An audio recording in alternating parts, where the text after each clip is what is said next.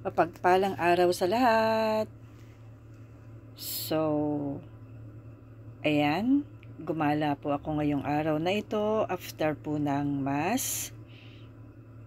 And dahil po sa Chinese New Year, maganda po ang decoration ng kapaligiran dito sa Hong Kong. At kung makikita nyo po, ayan, mga color red ang kanilang decoration ngayon. Katulad po nitong nakikita nyo. Tingnan nyo po, napakaganda po ng kanilang decoration. At red na red po. At hindi lang po dito, maging sa ibang dako po ng Hong Kong is magaganda po yung decoration nila. Pabunggahan po sila ngayon kasi matagal po kasi silang hindi nakapag-celebrate ng Chinese New Year simula po nung pandemic. So, parang ngayon po sila bumabawi. Kaya, ayan, marami pong magagandang decoration ngayon dito sa Hong Kong. So, ayan na nga po. Ito po ay dito sa Hong Kong Park. At isa po sa magandang park dito sa Hong Kong. Dati po itong decoration na ganito is doon po sa kabila, sa botanical. And pressed flowers naman po ang nandoon, mga orchids po na magaganda. Pero ngayon po ang i-decorate po nila dito is hindi po fresh. Pero maganda rin naman po. Ayan, kung makikita nyo, ayan, rumarampa na ang inyong abang lingkod. Ayan, kumakaway. Ay, nako, hindi marunong rumampa. Ayan, nagdilibang-libang lang po. Kaya medyo gumala ng konti. Medyo mag-aalis-alis ng konting stress. At kahit po nag-iisa akong gumala, enjoy naman po. Kasi maganda naman po yung mga nakita ko dito sa ginalaan ko. So, ayan. Marami po ditong nagpapa-pictures. Lalo na po mga OFW natin. Kanya-kanya po silang picture taking. So, ayan. Kumakaway-kaway na naman ako dyan. Ayan, ayan. Sige, talon pa. Ganyan po talaga. Nag-iisa lang ako. Ay, nako. Ayan po ang buhay namin dito sa Hong Kong. Gala-gala pag may time. At ayan na nga po, malapit na po yung Chinese New Year. Kaya marami na naman po kaming holiday.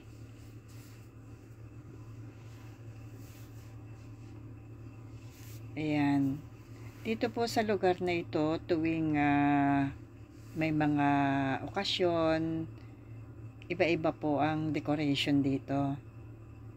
Kung Christmas, kung Chinese New Year, magaganda po ang decoration dito. Kaya marami pong namamasyal dito.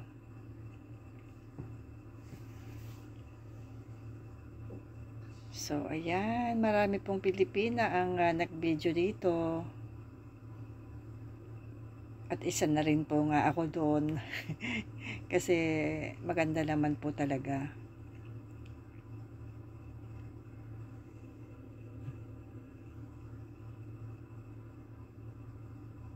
So, ayan, medyo naglilibot-libot lang po ako.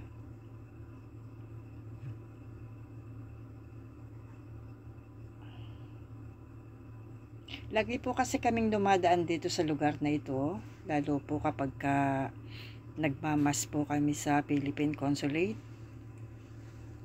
Dito po kami dumadaan papunta doon sa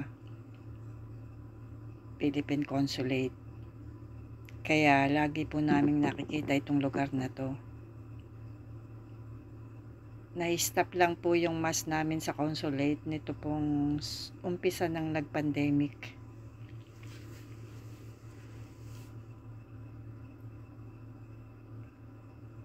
Ayan.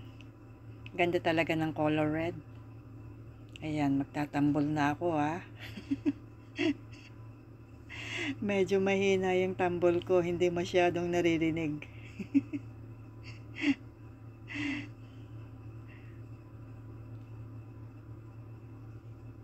Ayan, yung dalawang mag-asawa. Nagtatambol-tambol din silang dalawa.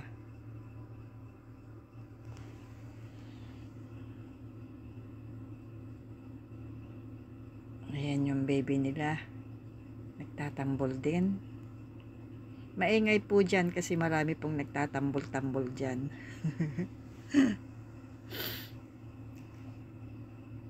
Ayan. Sige, magtambol ka pa dyan. Ayan. O, mamaya ako ulit. Itatry ko ulit.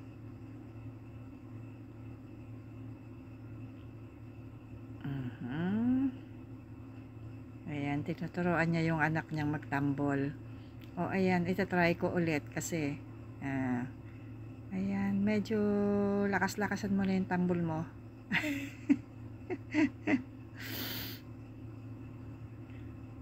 Nako, yung Chinese sinarangan na yung camera ko. Ayan.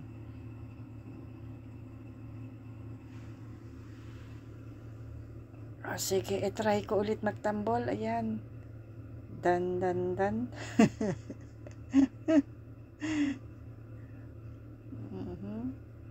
Hindi yata ako marunong magtambol kasi walang tunog eh. Ayan, wala pong tunog ang aking tambol.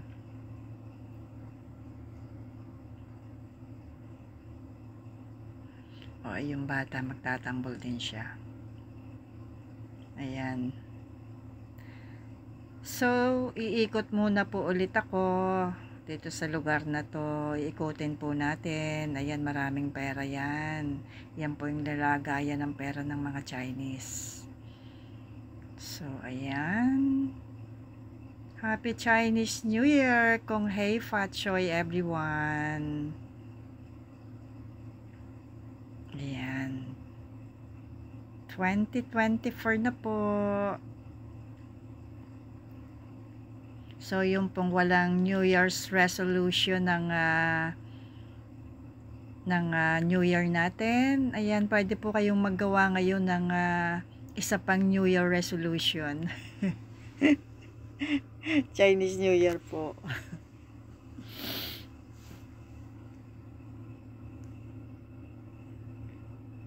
Ayan. Inikot-ikot lang natin itong lugar na to. So, mamaya doon tayo lilibot sa kabila.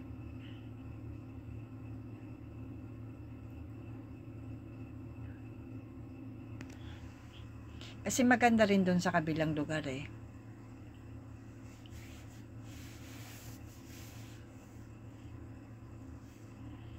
So, ayan po yung buhay namin dito. Kailangan naming maglibang-libang para naman po hindi kami masyadong naho-homesick. Alam nyo na.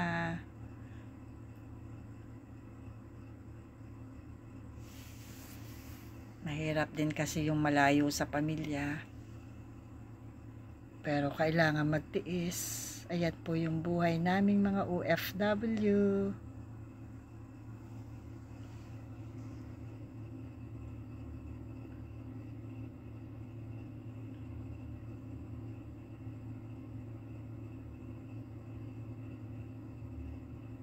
Ayan. Dahil ako po'y nag-iisa, ganyan lang yung ginagawa ko.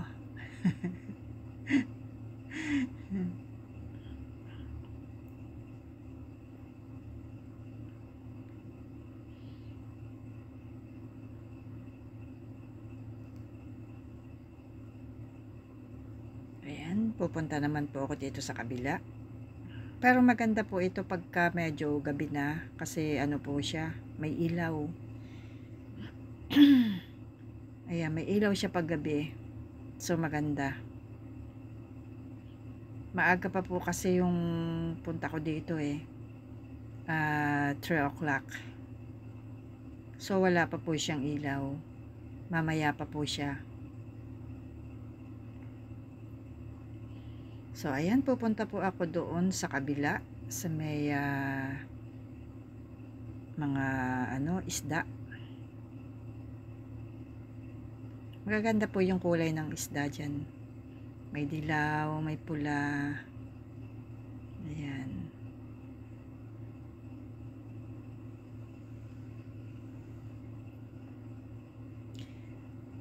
Tsaka malinis po yung park dito.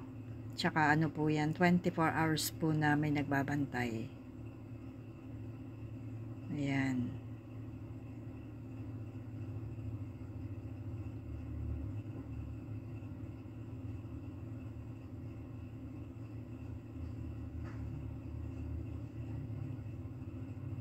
Marami ding bawal sa park na to Dati nagtatambay kami dito minsan pagka medyo ayaw ng guard, sinusundan ka. Ayan yung mga magagandang isda. Ayan, mahal ang isa niyan, yung isda na yan. Iba-ibang kulay. Laki sa mga Chinese po yung isda na yan. Gaganda ng kulay niya. Malalaki na siya Dati nandito yung pagong ngayon nilipat na ulit, isda naman ang inilagay. Papalit-palit sila. Ayan. So guys, thank you for watching. See you my next video. I love you all guys. God bless everyone.